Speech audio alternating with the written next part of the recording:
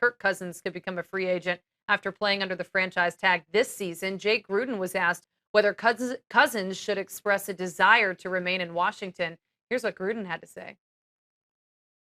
I don't know, really. That's something for Kirk. And I think he's really improved his game a lot in the last couple of years. And a lot has to do with Matt Cavanaugh and Sean McVay and the players around him, the offensive line around him. So I'm sure he's got to have some goodwill towards this organization because they put him in some good situations to succeed. But as far as what he's feeling, as far as negotiations are concerned, I'm sure he's going to leave it up to his agent. That's what most people do. And if they come up with a deal, if we feel like it's fair and they feel like it's fair, we come up to one, it'd be great. If not, then we'll see what happens. Scotty, do you think it's going to be a struggle to get Kirk Cousins re-signed in Washington? I don't think it's going to be a struggle. They'll have the cap space. It's whether or not they want to sign him to a long-term deal. I think what would be the deterrent is if they're not willing to give him, say, a 4 or 5 year contract, which is what we really give franchise players, right? There's no quantified line of what makes you a franchise quarterback, but in this day and age, it's over $80 million.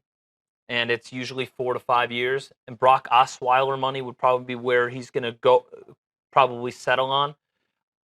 First off, I disagree with Jay saying that it's usually comes down to what the agent does. The agent will do all the work for him, but Sure. He will decide where he's going to go. He knows football better than his agent. And Kirk Cousins is a high-character guy. I did like what Jay said about saying, he said that he's improved a great deal, and then he rattled off all of the complementary aspects that were clearly his quarterback coach, his offensive coordinator, and then all of the weapons that he kind of collectively combined.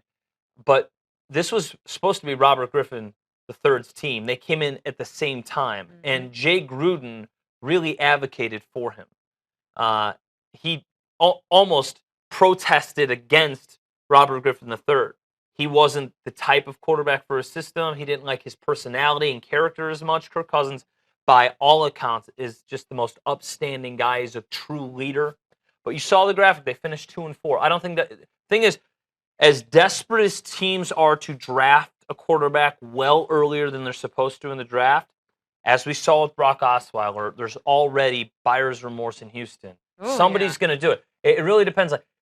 The agent will only come into play if he's greedy or if he thinks that Denver is going to give him comparable money. I really Do you think that's Washington's going to give him Brock Osweiler kind of money? Yeah, I think they're going to offer that. I think that, and then the question is, I would want to go to Denver. Now, John Elway did say today that he will use the whole offseason for Trevor Siemian and Paxton Lynch to use their competition for them to improve. And he kind of drew up this idea that they are going to vie for the starting job in 2017. I don't know. They'll have the money. They also have to pay up a lot of other people with contracts that are expiring up in this upcoming April and then April of 2018.